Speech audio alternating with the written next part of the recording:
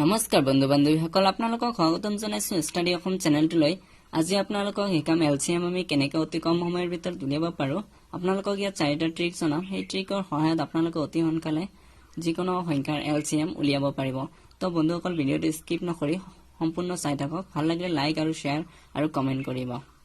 তো বলক ভিডিঅ'টো আৰম্ভ কৰো। চাই কৈ দিব পাৰিব এইটো সংখ্যাৰ এলচিএম এইটো হয়, এইটো সংখ্যাৰ এলচিএম এইটো এনেকুৱা। তো বন্ধুসকল চাই থাকক, আপোনালোকৰ শৰ্ট ট্ৰিক জনাই আছো। এই ট্ৰিকৰ মাধ্যমেৰে আপোনালোকে অতি সোনকালে যিকোনো সংখ্যাৰ এলচিএম উলিয়াব পাৰিব। ট্ৰিক নাম্বাৰ 1, যদি দিয়া থাকে 6, 12, 24, 48 এনেকুৱা যদি দিয়া থাকে, এনেকুৱা দিয়া থাকিলে আপোনালোকে সকলোতকৈ ডাঙৰ নম্বৰটো চাব, ডাঙৰ নম্বৰটো কি আছে, আৰু ডাঙৰ নম্বৰটো আপোনালোকে সৰু সংখ্যাৰে যিমান সংখ্যা থাকিব সেইবিলাকেৰে আপোনালোকে ভাগ কৰি চাব। যদি ভাগ যায় তেনেহলে সেইটো সংখ্যাই তাৰ এলচিএম মানে লসাগু। 6 দি 48, 6 দি 48ক হৰণ দিলে কিমান হয়? 6 8 গুণ 48 আৰু 12 4 12 48, 24 2 24 48, তেনেহলে ইয়াৰ লসাগু কিমান হ'ব? 48। LCM equal 48। মই আকৌ এবাৰ বুজাই দি আছো। আপোনালোকে যেতিয়া এনেকুৱা দিয়া থাকিব 6, 12, 24, 48 মানে এইটো এনেকুৱা টাইপৰ থাকিলে আপোনালোকে তাত আটাইতকৈ ডাঙৰ সংখ্যাটো চাব, আৰু ডাঙৰ সংখ্যাটো চাব যে সৰু সংখ্যাবিলাকৰ দ্বাৰা আমি যেতিয়া হৰণ দিম ডাঙৰ সংখ্যাটো বিভাজ্য হয় নে নাই। যেনেকৈ 6 দি আমি যদি 48ক হৰণ দিওঁ তেনেহলে কিমান হয়? 8 6 গুণ 48, এইটো হৰণ গল। তো 12 দি দিলে 4 12 48 আৰু 24 দিলে 2 24 48, তেনেহলে এইটো যদি সম্পূৰ্ণ বিভাজ্য যায় তেনেহলে সেই সংখ্যাটো হ'ব তাৰ লসাগু। এই সংখ্যাটো লসাগু, এলচিএম মানে লসাগু। ট্ৰিক নাম্বাৰ 2,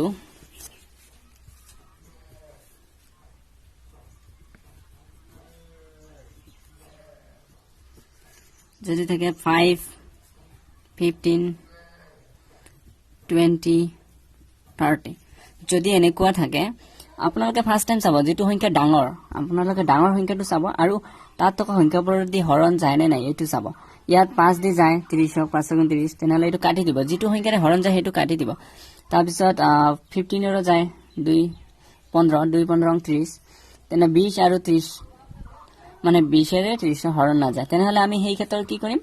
আমি চাম সেই দুটা সংখ্যাৰ আমি যিটো ডাঙৰ সংখ্যা আছে তাৰ লগত যিকোনো সংখ্যা 1 2 3 4 যি সংখ্যাই হওক আমি ফাৰ্ষ্ট টাইম 1 ৰে পূৰণ দি চাম। আমি যিটো সংখ্যা পূৰণ দিম সেইটোৰ যিটো কি ওলাব আমি 20 ৰে হৰণ কৰিম। যদি হৰণ যায় তেনেহলে সেই সংখ্যাটোৰ এলচিএম সেইটোৱে হ'ব। যেনেকুৱা 1 দিলে 30 30 মানে 30 30 হয়, 20 দি নাযায়, তেনেহলে 2 দিলে আমাৰ 2 3 গুণ 6 60 হয় মানে 60 হয়। তো আমি 20ৰে 60 হৰণ দিলে কিমান জানে নাই? 20ৰে 60 হৰণ জানে নাই? যায়। তেনেহলে ইয়াৰ এলচিএম কি হ'ব?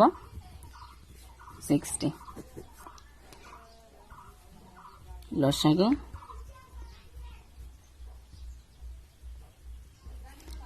60। মানে আপোনালোকে চাব তাতে তাৰ যিটো সংখ্যা ডাঙৰ হ'ব সিৰিজৰ সেই সংখ্যাটো সৰু সংখ্যাবিলাক দি হৰণ কৰি চাব। যদি হৰণ যায় তেনেহলে আমি 5 দি 30ক হৰণ কৰিলো, 6 বাৰ 15 দি যায়, তো 20 দি 30ক হৰণ নাযায়। তেতিয়া আমি ডাঙৰ সংখ্যাটোৰ লগত যিকোনো এটা সংখ্যা পূৰণ কৰিম। যিটো সংখ্যা পূৰণ কৰাৰ পিছত যিটো ফল পাম সেই ফলটো আমি যিটো সংখ্যা যেতিয়া হৰণ যাব সেই সংখ্যাটোৰ এলচিএম সেইটো হ'ব লসাগু সেইটো। যেনেকৈ আমি 30ৰ লগত 2 দি পূৰণ কৰিলো 60 হলে, তো আমি 20 দি 60 হৰণ কৰিলে 3 বাৰ যায়, তো আমি এলচিএম পালো 60। তো এতিয়া আমি ট্ৰিক নাম্বাৰ 3 ফলো কৰিম।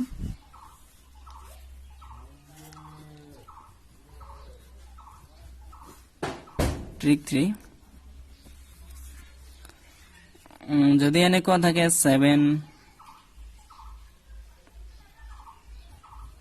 14, 13, আপোনালোকে ফাৰ্ষ্ট যেতিয়া এলচিএম উলিয়াব দিয়ক তাতে থকা যিটো সিৰিজ আছে তো সেইটো আপোনালোকে ডাঙৰ সংখ্যাটো চাব। ইয়াত কিমান ডাঙৰ আছে? 14। তো আমি ইয়াত চাম 14ক কিহেদি হৰণ যায়? 7, 7 দি 14ক হৰণ যায় 2 7 গুণ 14, তেনেহলে 13 13 13ৰে 14ক হৰণ নাযায়।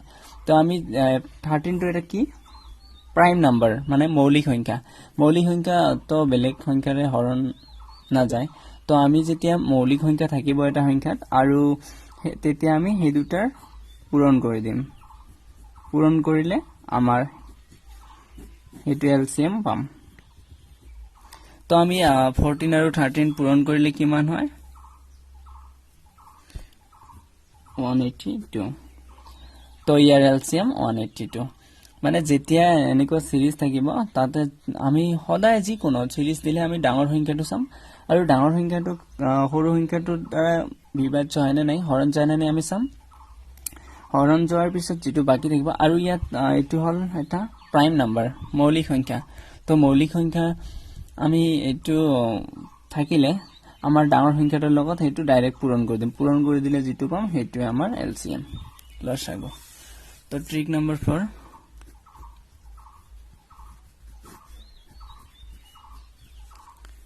আমি ট্রিক নাম্বার 4 চাম 4 12 17 24 তো ইয়াত আমি চাম সেম প্রসেস ইয়াত চাম আমি ইয়াত ডাঙৰ সংখ্যা কোনটো আছে 24 তো আমি 4 দি ইয়া হৰণ কৰি চাম 4 4 24 তো যাই কাৰণে আমি কাটি দিম যাতে আমাৰ কি বা নহয় তো 12 দি যায় 2 12 24 তো 17 দি আমাৰ 24ক না যায় তেনেহলে 17 টো এটা কি প্ৰাইম নাম্বাৰ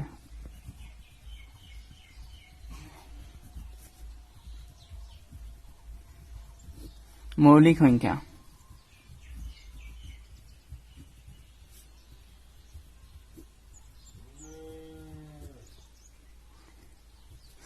সংখ্যা তেনেহলে আমাৰ আমি তো জানো মৌলিক সংখ্যা হলে সেই সংখ্যা দুটো আমি পূৰণ কৰি দিম তো পূৰণ কৰি দিলে যেটো পাম আমাৰ হেতুৱে হ'ব এলসিএম তো পূৰণ কৰিলে কিমান হ'ব 408 আমাৰ এলসিএম হ'ব 408 মানে যেতিয়া এনেকুৱা থাকিব আমি সকলোতকে ডাঙৰ সংখ্যাটো চাম আৰু সৰু সংখ্যাৰে সকলোবোৰ সংখ্যাৰে আমি হৰণ কৰিম যদি হৰণ যায় তেনেহলে হেতুৱে হ'ব তাৰ মানে এলসিএম আৰু যদি হৰণ না যায় মৌলিক সংখ্যা থাকে প্ৰাইম নাম্বাৰ থাকে তেনেহলে আমি হেতু সংখ্যা দি পূৰণ কৰিম পূৰণ কৰিলে যেটো পাম হেতু আমাৰ হ'ব এলসিএম লসাগু তো বন্ধুসকল দেখিলে নহয় আমি 1 মিনিটৰ ভিতৰতে আমি ট্ৰিকৰ সহায়ত অতি সোনকালে যিকোনো সংখ্যাৰ এলসিএম উলিয়াব পাৰো তো এতিয়া আপোনালোকক মই অলপ কনসেপ্টটো দেখাই দিছো এলসিএম ৰ কনসেপ্টটো কৈ তো মই কিছুমানক খুদিলে কৈ দিয়ে এলসিএম মানে কি মই যদি কিছুমানক খুদো এলসিএম মানে কি হতে কৈ দিয়ে এলতে লোয়েস্ট চিতে কমন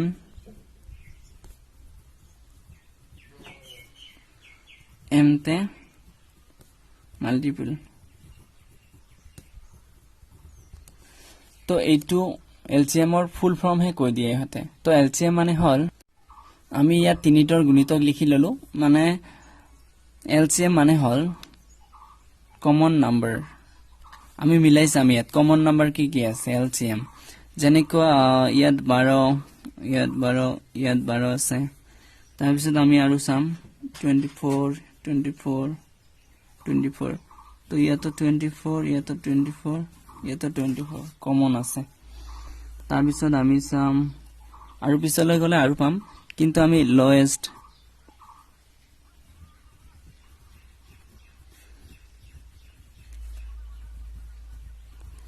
কমন নাম্বাৰ ইয়াৰ মানে হল আমি ইয়াত যিবিলাক কমন নাম্বাৰ পাইছো তাতকৈ সকলোতকৈ সৰু কোনটো যেটো সৰু হয় মানে লোয়েস্ট হেইটো হল আমাৰ এলসিএম তো ইয়াত সকলোতকৈ সৰু আছে 12 তো ইয়াত এলসিএম কিমান হ'ব 12 তো কনসেপ্ট মানে হল এইটো